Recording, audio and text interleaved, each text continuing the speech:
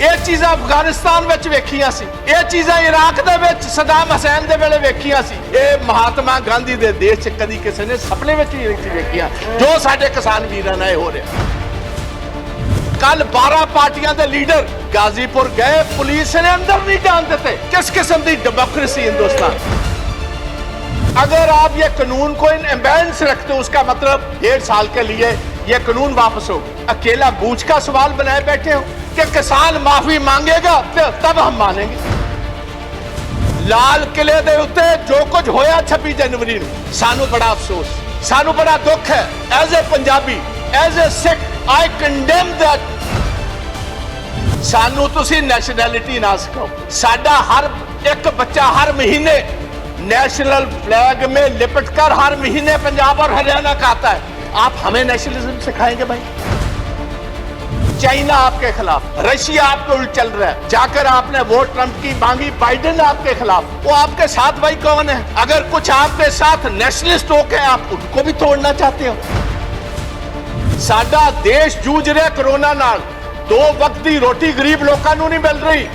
उस टाइम एक चोर दरवाजे के जरिए ऑर्डिनेंसां दे रूप दे विच ये लेके आए। ये मैनू पहले दसे सरकार, ये ऑर्डिनेंसेस लियां दी लोड़ की सी। 1971 दे विच 93,000 पाकिस्तानियां नू एज वॉर प्रिजनर्स लिया सी। 2 साल असी उन्हां नू रोटी भी दिती, पानी भी दिता, बैडिंग भी दिती, लॉजिंग भी दिती। अज असी अपने किसान वीरां नू बिजली कट दिती, अज असी इंटरनेट कट दिता, असी अज उन्हां तों पानी कट दिता। अज मैं विशेष तौर समुचे जगत दे विच जिहड़े साडे पंजाबी वीर पंजाबी दे विच एक अपने नुमाइंदे दी गल सुनना चाहते ने, उन्हां नू संदेश हिंदुस्तान दी पार्लीमेंट तों पंजाबी विच देना चाहना। चेयरमैन साहब, जदों 20 सितंबर नूं इसे ही हाउस दे विच एक कानून नूं पास करन दी जिहड़े एग्रीकल्चर दे साडे बिल है ने उन्हां नूं पास करन दे इत्थे बहस चल रही सी। मैनूं मान है मेरी पार्टी इंडियन नैशनल कांग्रेस ने मैनूं मौका दिता एज ए लीड स्पीकर गल करन दा। मैं उस टाइम भी ये गल दा जिक्र कीता सी कि जिहड़े बिल ने एक किसानां दे डेथ दे वारंट्स ने, ते कोई भी जिहड़ा हिंदुस्तान च रहन वाला मेरा वीर है वो किसानां दे डेथ वारंटां ते दस्तखत नहीं करेगा। तुसी वेखो, तुसी उदों गल नहीं मन्नी। साडा हक सी, सारी ओपोजिशन मंगदी सी कि बुनियादी हक जिहड़ा कॉन्स्टिट्यूशन ने दिता सानू डिवीजन दा, इत्थे वोटिंग कराई जाए। तुहाडी उस टाइम भी जिहड़ी सरकार दी मंशा सी वो सही नहीं सी। तुसी धोखे दे नाल, तुसी धोखाधड़ी दे नाल जल्दी दे विच कानून बनाना चाहते सी, क्योंकि कुछ जिहड़े अमीर आदमी सी, वड्डे कॉरपोरेट हाउसेस सी, उन्होंने तुसी बेनिफिट देना चाहते सी। तुसी काले सी। कोरोना दे विच मैनूं हैरानी है, सारी दुनिया जूझ रही है कोरोना दे नाल, साडा देश जूझ रहा कोरोना नाल। 2 वक्त की रोटी गरीब लोगों को नहीं मिल रही। साडी माइग्रेंट लेबर बेचारी पैदल साइकिलों से बिहार, उत्तराखंड, यूपी वाल जा रही है। गवर्नमेंट को कोई प्रबंध नहीं उन्होंने वापस कर लेंदा। उस टाइम एक चोर दरवाजे के जरिए, बैकडोर के जरिए ऑर्डिनेंसां दे रूप दे विच ये लेके आए। ये मैनूं पहले दसे सरकार, ये ऑर्डिनेंसेस लियां दी लोड़ की सी।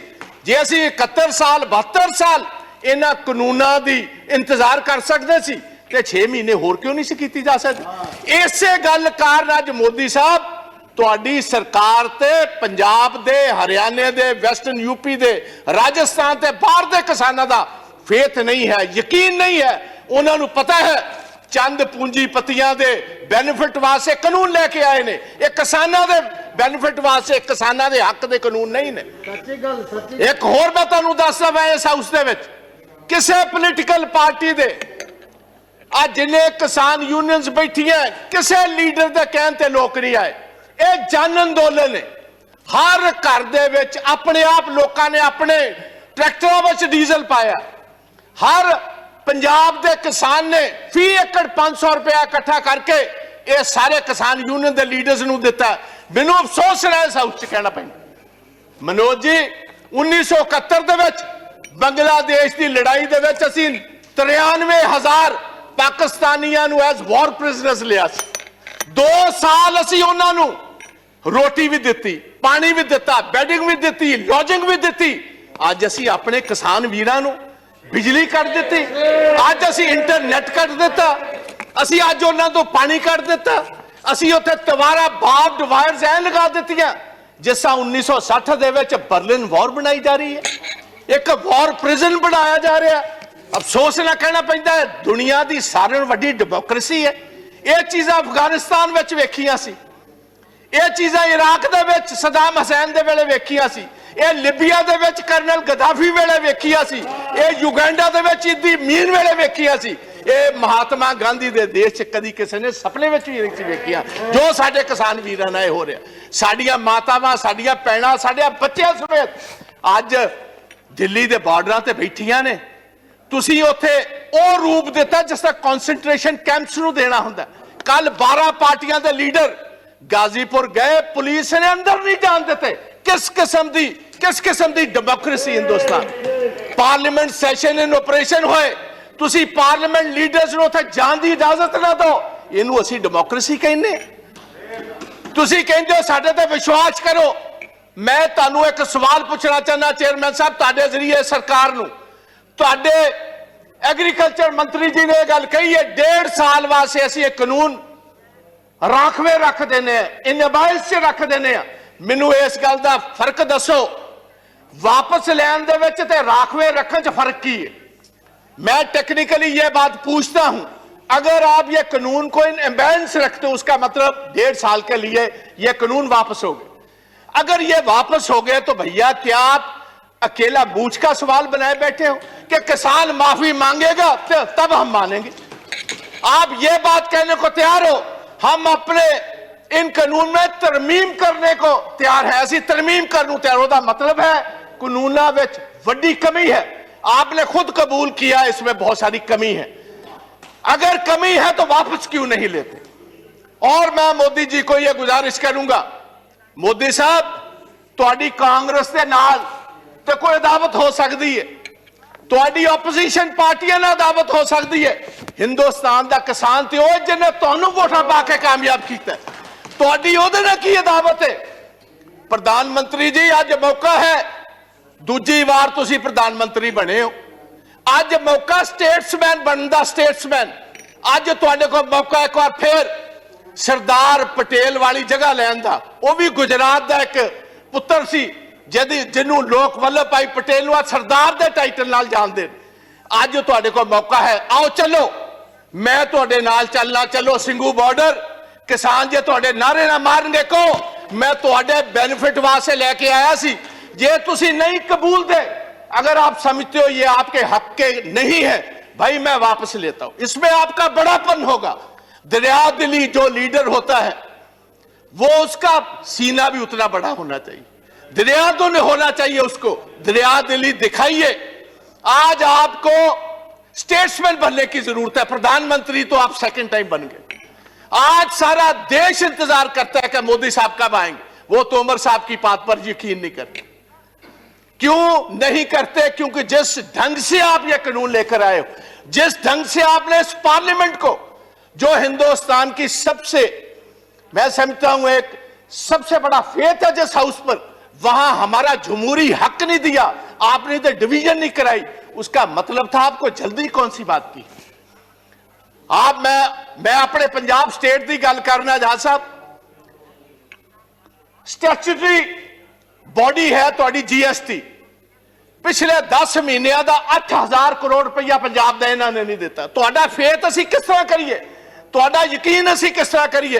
रूरल डेवलपमेंट फंड पंजाब का RDF जो बुनियादी, क्योंकि जो फसल पंजाब की एजेंसी खरीदती है फूड कॉर्पोरेशन ऑफ इंडिया, हम क्योंकि अपने किसान को टैक्स नहीं करते, असीं अपने किसान को टैक्स नहीं करते। ये लेवी जिहड़ी है स्टैट्यूटरी है, गवर्नमेंट को देनी बनती है। साडा 3% तो घटा के 1% कर दिता। तुसीं कहंदे हो पंजाब दे लोग तुहाडे ते फेथ कर, किस तरह फेथ कर? तुसीं दुश्मनां वाला काम साडे नाल कर रहे हो। मैं एक होर कहना चाहना इस हाउस दे विच, ये नवी हिस्ट्री नहीं, गुलाम नबी आजाद साहब ने बहुत खूबसूरत ढंग नाल दस्सिया सी अंग्रेजां दे खिलाफ, ब्रिटिश गवर्नमेंट के खिलाफ। देवगौड़ा जी 6-7 बड़ी मूवमेंट हुई एग्रीकल्चर, जिसको लीड महात्मा गांधी, वल्लभ भाई पाटिल साहब करते रहे, और सभी जगह पर ब्रिटिश को अपना पैर पीछे खींचना पड़ा और जिम्मेदारों की बात माननी पड़ी। तो ये मैं गुजारिश करता हूं, पगड़ी संभाल जट्टा। आज से 100 साल पहले शहीद आजम भगत सिंह के ताया और उनके पिता ने यह आंदोलन शुरू किया था, और हमारे दीपेंद्र सिंह हुड्डा जो बैठे हैं, इनके ग्रेट ग्रैंडफादर, वो भी इस मूवमेंट में साथ है, चौधरी बाथूराम जी। उस मूवमेंट में भी 3 कानून ही आए थे, जैसे अब 3 लेकर आए। 9 महीने मूवमेंट चली और अंग्रेजों को भी अपने घुटने टेकने पड़े, गोडे टेकने पे। मैं इस पवित्र सदन के विचों कहना चाहना, यही जिक्र सा सुखदेव सिंह ढींडसा ने किया। लाल किले दे उत्ते जो कुछ होया 26 जनवरी नूं, सानू बड़ा अफसोस, सानू बड़ा दुख है। As a Punjabi, as a Sikh, I condemn that whole incident what happened. सानू तुसी नैशनैलिटी ना सिखाओ। नेशनलिज्म साडा हर एक बच्चा हर महीने नेशनल फ्लैग में लिपटकर हर महीने पंजाब और हरियाणा का आता है। आप हमें नेशनलिज्म सिखाएंगे भाई? आप उनको खालिस्तानी कह रहे हो जो लाल किले की, क्योंकि बहुत सारे लोग हिस्ट्री नहीं जानते। हमारे 9वें गुरु तेग बहादुर महाराज, गुरु तेग बहादुर जी ने किसके लिए शहादत दी थी? उन्होंने शहादत दी कश्मीरी ब्राह्मण्स के लिए। कश्मीरी ब्राह्मण पंजाब में गुरु तेग बहादुर जी के पास आए कि औरंगजेब हर रोज जनायु उतारता है, तलवार के ताकत के साथ वो हमें कन्वर्ट करता है, हमारे धर्म को तब्दील करता है। आप इन पिटीशन हमारे साथ चाहिए। जैसे कोई वकील लेकर जाता है, वो इन पिटीशन लेकर औरंगजेब के पास आए, और औरंगजेब ने इसी लाल किले से, जिसका आप जिक्र करते हो, इसी लाल किले से ये कहा जो पिटीशन लेकर आए इसका सर कलम कर दिया जाए। वहां उनकी शहादत हुई, और उनकी शहादत की याद में जो शीशगंज साहब, शीश कहते हैं गले को, उनकी याद में शीशगंज साहब गुरुद्वारा जो खड़ा है, वो हमारे हिंदू ब्राह्मण कश्मीरियों की वजह से यह शहादत हुई, और आप हमें खालिस्तानी कहते हो? मेरे अपने पिता जो फॉर्मर मिनिस्टर थे, 5 लोगों के साथ पंजाब में 1987 में उनकी शहादत हुई। मेरे अपने बड़े भाई जो ब्रिगेडियर हैं इंडियन आर्मी के, retired, he was the one who was commanding the 192 mountain brigade, जिसने देश के लिए ये टाइगर हिल जीती। He was commanding 192 mountain brigade.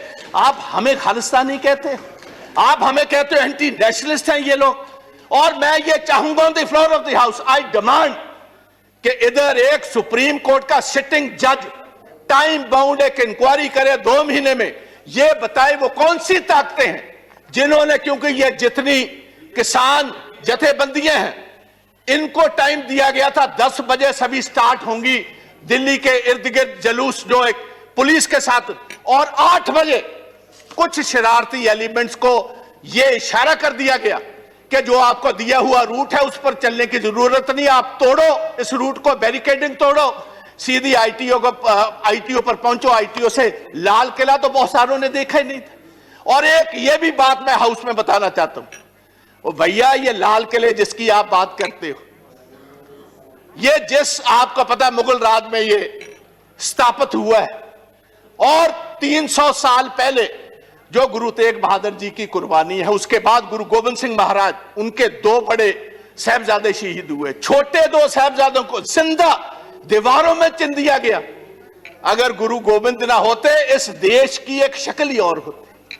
आप हमें कह रहे हो, किसी को गद्दार कह रहे हो, किसी को आप एंटी नेशनल कह रहे हो। पहले सोचना, और ऐसा मैं गुजारिश करना चाहूंगा गवर्नमेंट, ऐसा काम मत करो। दुश्मन हमारे बहुत है, जो हमारी फॉरेन पॉलिसीज हैं। आप पाकिस्तान को तो छोड़ ही दीजिए भाई, सारा अरब वर्ल्ड आपके खिलाफ, चाइना आपके खिलाफ, रशिया आपके उल्ट चल रहा है। जाकर आपने वोट ट्रंप की मांगी, बाइडेन आपके खिलाफ। वो आपके साथ भाई कौन है? अगर कुछ आपके साथ नेशनलिस्ट हो गए, आप उनको भी तोड़ना चाहते हो, उनको भी डराना चाहते हो, उनको भी धमकाना चाहते हो, ये कभी नहीं चलेगा। और पंजाबी और सिख विशेष तौर प्यार से तो बात आपकी मान सकते, डर से, डरावे से, बंदूक से, तोप से ये डरने वाली कौमें नहीं, इन्होंने तो सारी हिस्ट्री ही शहादत की है। तो मेरी गुजारिश है ये ब्लैक लॉज वापस लीजिए, ये काले कानून वापस लीजिए। प्रधानमंत्री जी आप कहते हो मैं एक कॉल अवे हूं, भाई किसी के पास आपका नंबर है? किसके पास आपका नंबर है? आप क्यों नहीं इन किसान जथेबंदियों को, ये मेंबर्स ऑफ पार्लियामेंट, इनको साथ लेकर चलिए, हम चलते हैं आपके साथ। आओ आपके जय जयकार के वहां नारे लगवाएंगे। आप इन कानूनों को वापस लीजिए, आप 1.5 साल के बाद नए कानून लाइए, सिलेक्ट कमेटी में भेजिए।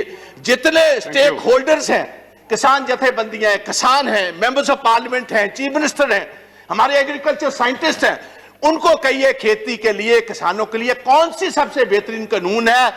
कॉर्पोरेट्स के लिए नहीं, कॉर्पोरेट्स को हम बेनिफिट नहीं देंगे, हम किसानों के बेनिफिट के लिए कानून लाओ, हम आगे होकर आपकी मदद करेंगे। आओ एक नई इतिहास की सिर्जना करें।